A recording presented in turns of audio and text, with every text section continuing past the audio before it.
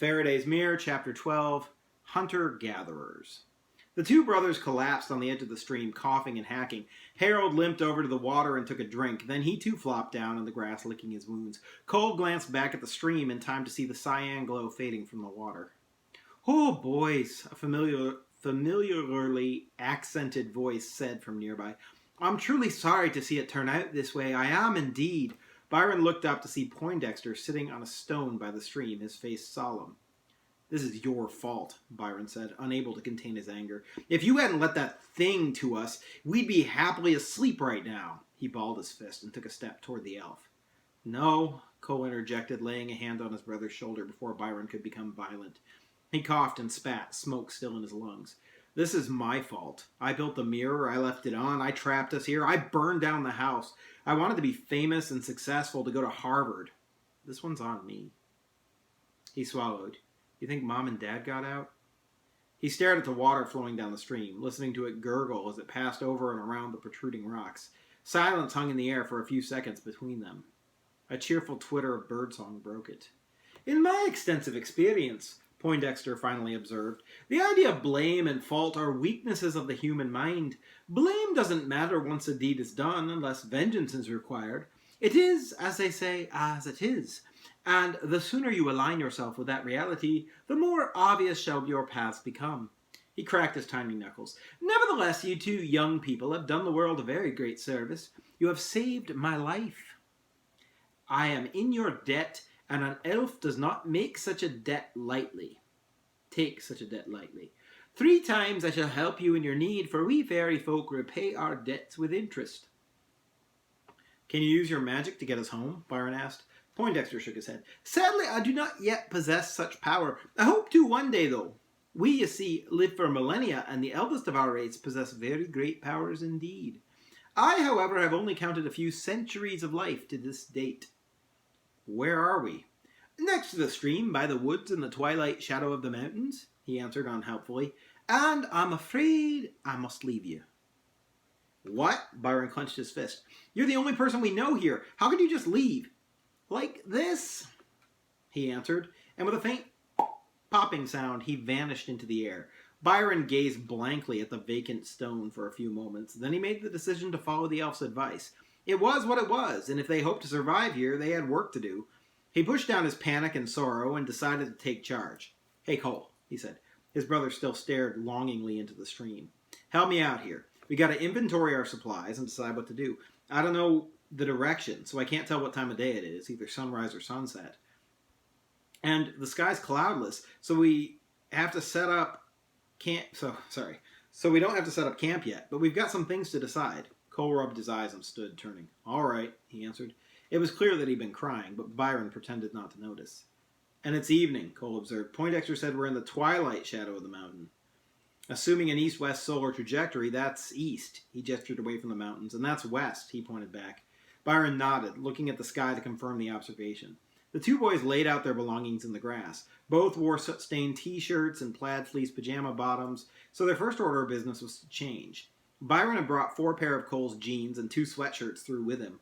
Plymouth State Panthers and Team USA Swimming. He took the former. It felt somewhere around 60 degrees Fahrenheit and windy, so the sweatshirts were necessary. They also had a pair of sneakers and Velcro strap sandals, both 2 sizes too large for Byron. They didn't have socks, but the sandals would strap tight, so Byron chose those. Aside from that, their inventory included 1 tent, 1 sleeping bag, 50 feet of thin nylon rope, a small first aid kit with Band-Aids, aspirin, Neosporin, a wrap, 1 folding knife, 1 Swiss Army knife, 1 hatchet, 3 fishing hooks, a red and white bobber, a spool of fishing line, a whistle, a small metal pot, a folding bowl and plate set, bug spray, sunscreen, a clear plastic poncho, a hand-crank flashlight, a box of matches, a flint, a compass, a bag of zip ties, a box of brown sugar and cinnamon Pop-Tarts, a canteen, a water bottle, a bag of teriyaki beef jerky, and a pack of spearmint gum. "Could have been worse," Byron said as they made their assessment. "We can make it for a while on this. I don't want to eat our food, though, until it's necessary." He looked at the sky. "So it's afternoon, then. What do you want to do?" Cole thought for a minute.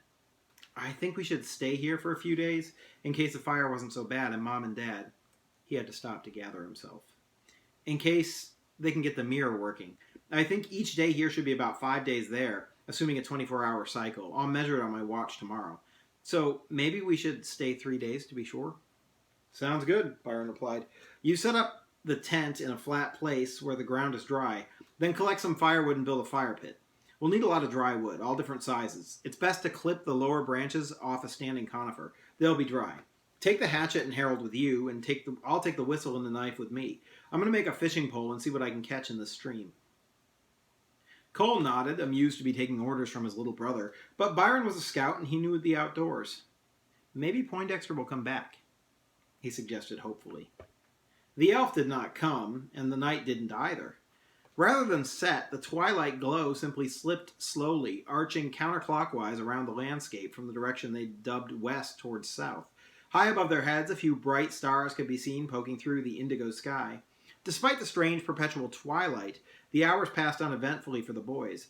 Byron caught 2 decent-sized fish that he was reasonably sure were rainbow trout, and thanks to his mom's recent lessons, he'd noticed many plants he recognized along the riverbank, willows, oaks, and some yellow birches as well. Deciduous trees became less common further from the water, and were replaced with fir and pine. Cattails clumped in pools along the bank. He smelled a crisp note of mint at one point, and even thought he spotted a blueberry bush, but decided it wasn't safe to risk it. Sitting with Cole and Harold next to the campfire, later and eating fish, Harold got the heads and tails and skins, not enough for him really, but it would do for now. Byron could almost fool himself into believing they were on a camping trip somewhere in Franconia Notch State Park. He leaned back and gazed at the few visible stars. They looked familiar enough, but he didn't recognize a single constellation. The fire crackled. You remember when we used to visit Grandma in New York? Cole asked. Yep, Byron replied. Tupper Lake, he laughed. Closer to nowhere than Plymouth, New Hampshire, that's for sure.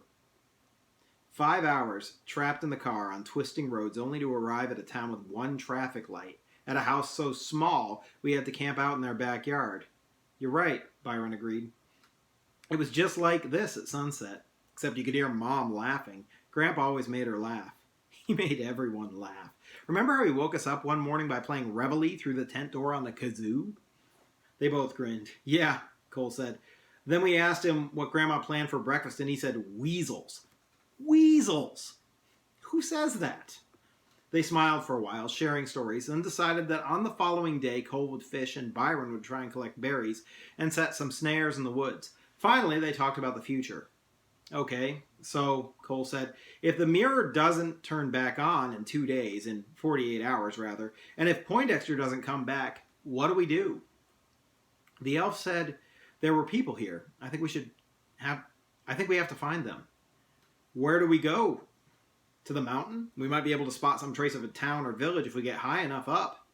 I don't think so, Byron replied. In Scouts, we always were told to stay put.